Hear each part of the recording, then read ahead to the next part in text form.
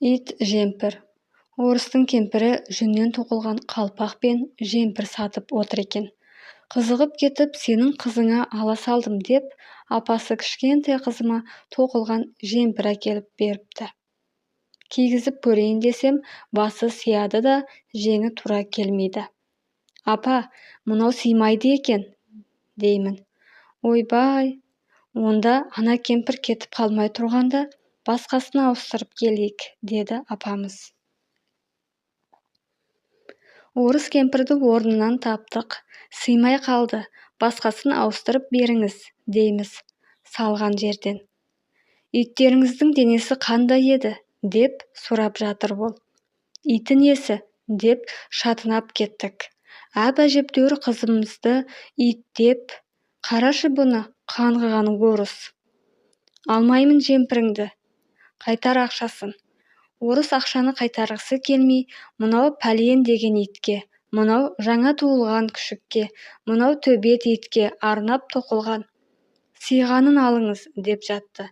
Мысалға, мынаны менің Моника деген күшігім киіп жүр. Орыс кемпірді түтіп жегелі тұрған апама қарадым. Ай, апам-ай, кінә орыста емес, өзіңізде екен ғой. Мынау адамға емес, итке арналып тоқылған киім ғой, деймін. Апам ұялғаннан ернін сылп еткізді. Еріккен орыс. Осы орыстардың иті мен мысығы бізден бақытты.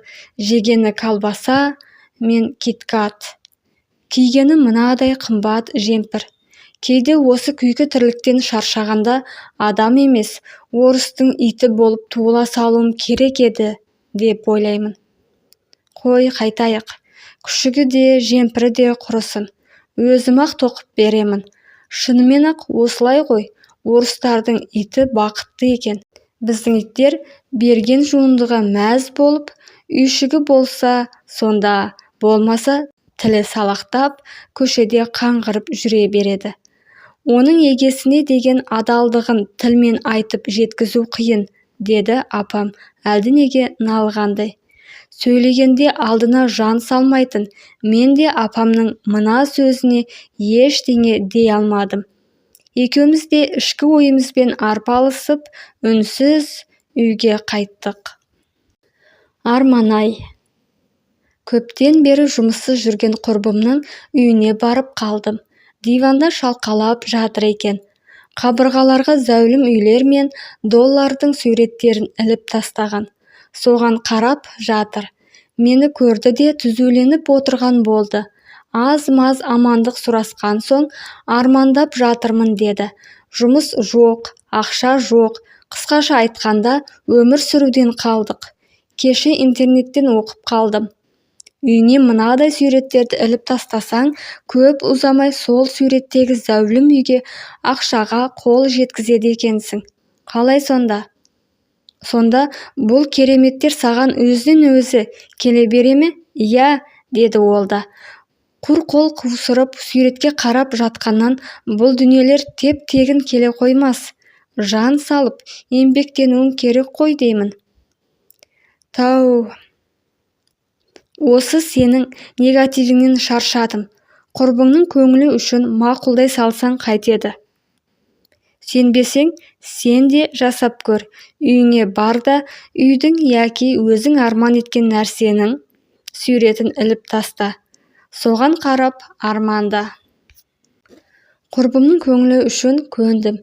Армандай біл деді ғой. Армансыз адам, ормансыз бұлбұл. Көптен бері келіп кетемін деп жүрген досым бар еді. Сол сөзінен тайқып келмей жүр. Үйге келдім де, әлгі құрбымның суреттерін іліп тастадым. Бір келіп кет деп тілек айтуды да ұмытпадым. Өзі де оқып отырған шығар. Енді келмесең көрерміз. Іліп қойған суреттерді алып тастаймын сосын. Керек болса, Фейсбуктегі суретіңе де лайк баспай қоямын. Моргтен ұрланған қол. Кейде медиктердің әңгімесін естіп отырсаң, қорқасың. Медицина факультетінде оқитын бір қыз болған екен. Конспект жаттаудан әбден шаршаса керек, моргке кіріп, адамның бір қолын жемпірінің ішіне тығып, ұрлап алып шығыпты. Сосын жатақханада ешкім жоқта әлгі қолға қарап жазған конспектісімен салыстыра отырып қол құрылымын жаттайды екен. Сабағына дайындалып біткен соң ол қолды жастығының астына тығып қойып жүреді. Бір күні бұнымен бір бөлмеде жататын бір қыз сабаққа бармай қалса керек, өзінше бөлмелерді жиыстырып жүріп, жастықтың астынан әлгі жарты қолды тауып алады ғой. Шыңғырып жібереді. Арғы жағы есінде жоқ. Басқа комнатадағылар су сеуіп жүріп, тұрғызып алыпты. Қол туралы ақпар жатақхана басшылығына, одан оқу орнының әкімшілігіне жетеді. Сөйтіп, әлгі қыз оқудан шығып кете жаздап, әупірімдеп жүріп аман қалыпты.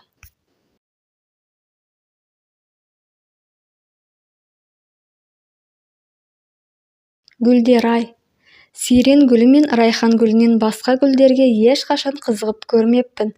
Гүлді ұнатпайтын әйел заты болмайды деуші еді, бірақ маған осы екі гүлден басқа гүлдер ұнап көрмепті. Көздің жауын алатын, қызылды, жасылды болғанымен, жоғарыдағы гүлдер сияқты жұпар иісі аңқымайды. Көбісінің тікенегі бар. Әдемілігіне қызығып, құшырланып иіскей бергеніңде, болмағыр тікенегі қолыңа кіріп, жаныңа батады. Бізде қыз болдық қой, сол кездерде өмірімде әр кездескен сайын гүл көтеріп келетін романтик жігіт болды. Өзі жалаң аяқ студент. Алғашқыда гүл сыйлаған кезде кәдімгідей қуанып қалдым. Содан кейін сыйлаған гүлдері тіптен жалықтырып жіберді. Үйге келгенде гүл көтеріп кіруге болмайды. Гүлді көрсе, әкем мен ағаларым жігітпен жүретінімді сезіп қойып, аямайтынын жақсы білемін. Гүлді әдемі вазаға да сала алмаймын. Қақпадан кірісімен ешкім көрмесін деп көмірханаға ытқытамын.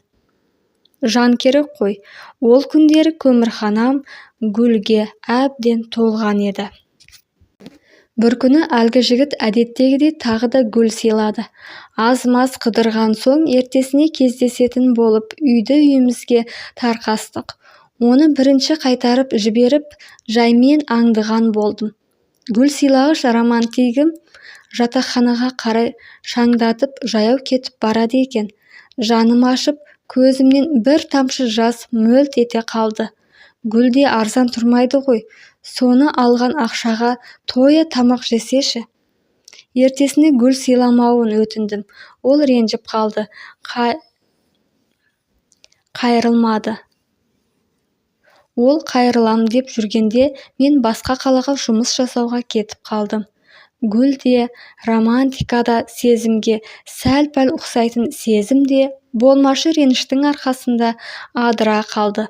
Маған ерегісіп спорт бөлімінде оқитын бір дос қызымды сындырып алыпты. Ал мен оған ерегісіп көмірханада жинала беріп қурап кеткен гүлдерді пешке жақтым. Махаббатының күші мен қызуынан сыйлаған гүлдерінің қызуы күштірек екен. Бір тамақты толық пісіріп берді. Сценарий бойынша өрт. Таң ертемен есік тоқылдады. Сырттан келген адамның қайсысы қалай тоқылдататынын жақсы біліп алғанмын. Көршілер болса, анадайдан атыңды атап шақырады. Атам 4 рет тоқылдатады. Енем есікті бірінші өзіне қарай тартып, жаймен тоқ-тоқ еткізеді де, сәлден соң тағы солай қайталайды. Светші апай тоқылдатып жатып, счетчиктің қанша айналғанын сұрап тұрады. Машинамен келгендер сигнал басады. Ал отағасы сырттан келсе, есікті жұлып алардай сәлкілдейді. Өз үйі ғой енді, өйтпегенде қайтсын. Ал мына таңғы тоқыл ешкімдікіне ұқсамайды. Қолына үшкір бір нәрсе ұстап алып есікті ұрғылап тұрғандай. Орнымнан құлықсыз тұрдым да, кім екенін сұрамастан есікті аша салдым. Үстіне форма киген, еңгезердей екі еркек пен қолында камерасы бар бір жас жігіт. сәлемдесті де кіріп келді.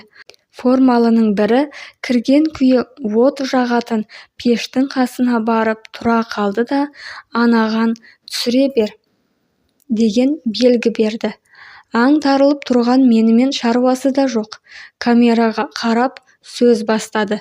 Мен өрт сөндіру қызметкері Пәленшеев Пәленше көмірмен от жағатын үйлердегі тұрғындармен кездесіп, оларға қауіпсіздік шараларын түсіндіріп жүрмін.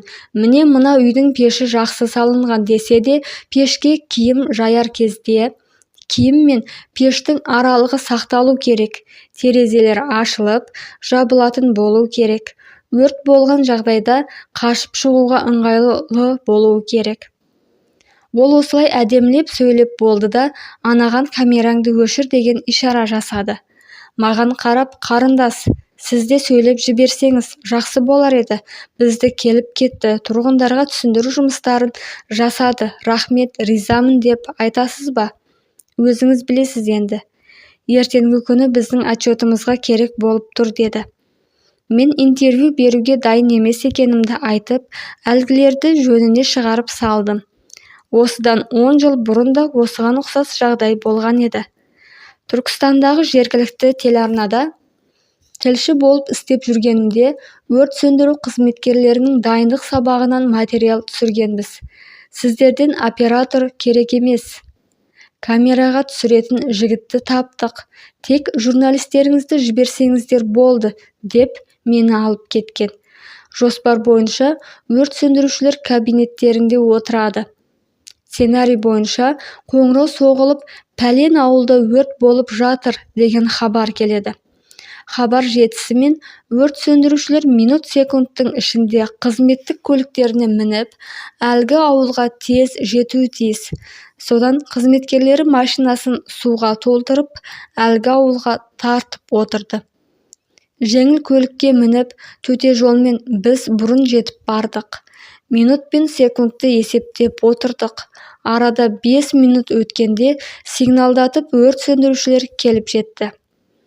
Су шашатын шлангаларын шығарып, ескі тамның алдына арнайы өртеп қойған шөпті сөндіріп жатты. Өздері де жедел қимылдайды екен. Жалдап алған операторлары шаңына ілесе алмай қалды. Басшылары сәл ойланып тұрып, енді жанып жатқан өрттің ішінде адам қалып кеткенін түсірейік. Соны құтқарған боласыңдар. Ертең ТВ-дан көрсеткенде жақсы. Халық біздің қалай жұмыс жасайтынымызды білуі керек, деді. Ондай адам жоқ қой, дей беріп еді. Өй шешеңнің, өңкей арам тамақтар, соны алдын ала ойластырмайсыңдар ма, топастар? Енді амал жоқ. Сен айналайын салтанат, өртеніп жатқан жердің арғы жағына шамалы тұрып берші. Мыналар өрттен өтіп барып сені құтқарады. Менің көзім банка болған. Содан қорықпа, саған ештеңе де болмайды, деп мені дегендеріне көндіріп алып кетті. Сөйтіп, мені өртеніп жатқан шөптің арғы жағына тұрғызып қойды. Сәлден уақытта өрт сөндірушілер бір-біріне рациямен ішінде адам қалды, құтқару керек, деп хабарлады. Біреу өрттен өтіп барып, арғы жақта тұрған менің үстіме көрпеше жауып, бері қарай алып шықты. Түтінге шашалып жатып, шынымен өрттің ортасында қалдым ба? Әлде күнәға түсіп жатырмын ба, деп ойлап қалдым. Мен бар болғаны жазуға келген адаммын ғой. Атамның басына мұнда рөл ойнап жүрмін бе, деп өзімді сыбап алдым. Міне содан күні бүгінге дейін өзімнің осы көнбістігіме жыным келеді. Азанда үйге камерасымен кіріп келгендерді де неменеге кіргіздім, деп тағы өкініп отырмын. Бұлар отчет үшін әртіс болса, менікі ақсақ қой түстен кейін маңырайдының керін келтірді.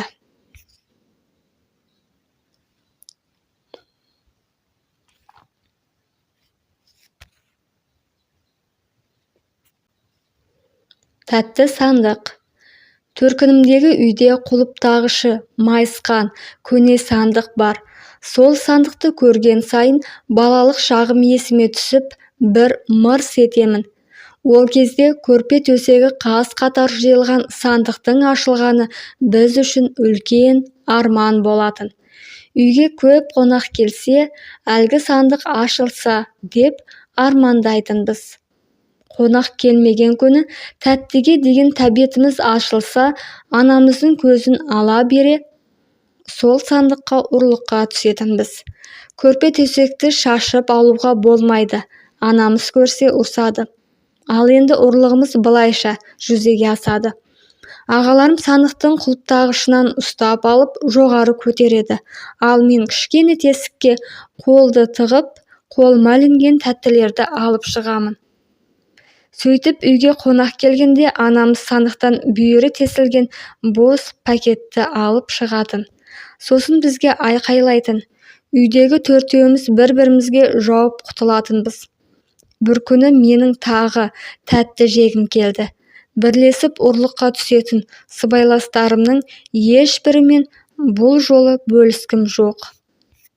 Бәрі ұйықтап қалған соң, мысық табандап түкпіргі тамға өтіп, сандықты көрпе-төсегімен жоғары көтердім.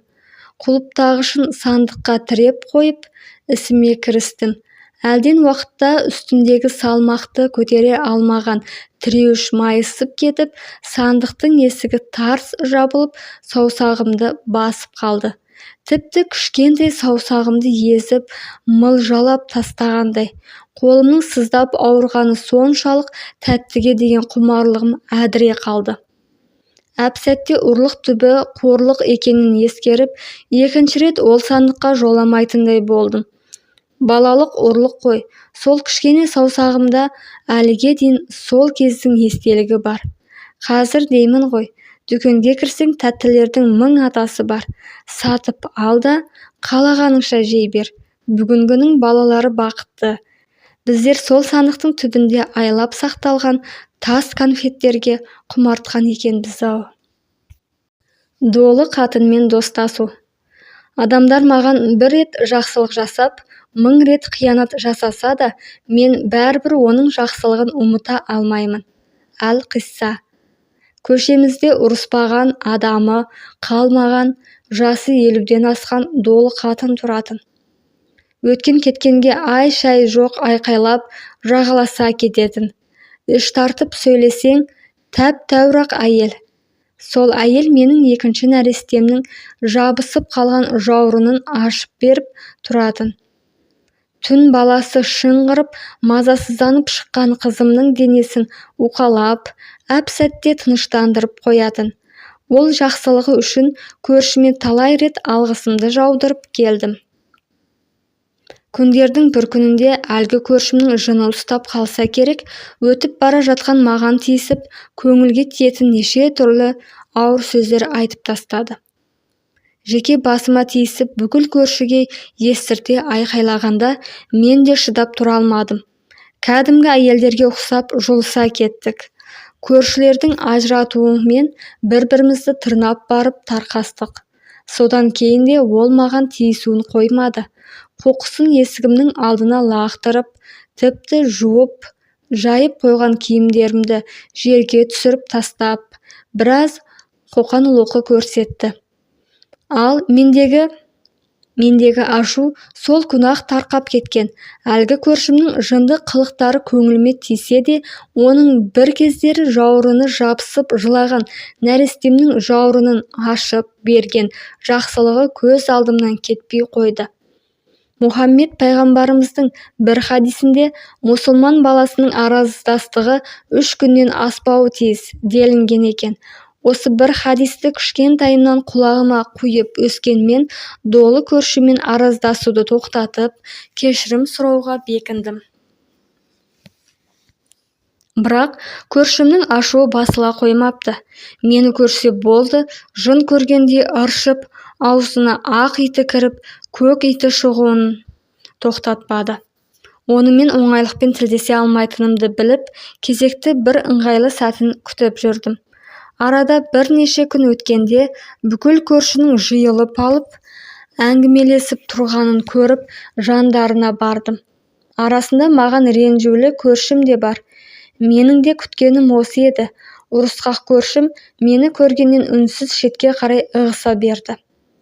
Жаурыны жабыса беретін сәбиім де қолымда тын. ұрысқақ көршіме жақын барып амандаспақ болып қолымды создым. Ол тағы да үнсіздік танытты. Қызыма қарап, сенің әпкең тым өкпешіл екен деймін. Көршім тағы да үнсіз. Өзге көршілер мына екеуі не істейді екен деп бізге қарап қалған. Сонан соң оның қызыма жасаған жақсылығын өзге көршілеріме естіртіп айта келе артық кеткен тұсым үшін одан кешірім сұрадым. Ұрысқақ көршім одан соң үнсіз қалмады. Қолымнан қызымды алып көтеріп, кешірдім деген ыңғайын танытты. Мен де мәз, ол да мәз. Сөйткен көршіміз екеуміз бір ұрыстан кейін мәңгілікке татуластық. Өзге жаққа көшіп бара жатып, өткен кеткенді айтып, көзіне жас алғаны да есімде. Бұл мысалды неге келтіріп отырмын? Осы әлеуметтік желіде де бірін-бірі өмірінде көрмеген адамдардың бір-біріне жылы сөзін арнап, бір-біріне тілекші болып жатқанын көріп, өмірде жақсы адамдардың көп екеніне қуанып қаламын. Қиналған сәтімде жан семіртерлік жылы сөзімен жұбатып, қолынан келген көмегін аямаған бірнеше достарым да бар осында. Олардың жасаған жақсылығы ешқашан ұмытылмақ емес. Бірі әпкемдей, бірі ағамдай болған жандарды олардың дүниесі мен көмегі үшін емес, таза ниеттілігі үшін жоғалтып алғым келмейді. Бір өкініштісі, осындай тату жандардың арасында іріткі салып араздастырғысы келетін жандар да жетерлік екен. Соған кейінгі кезде көзім әбден жетіп жүр. Жаман болу бір пәсте, жақсы болу әсте-әсте.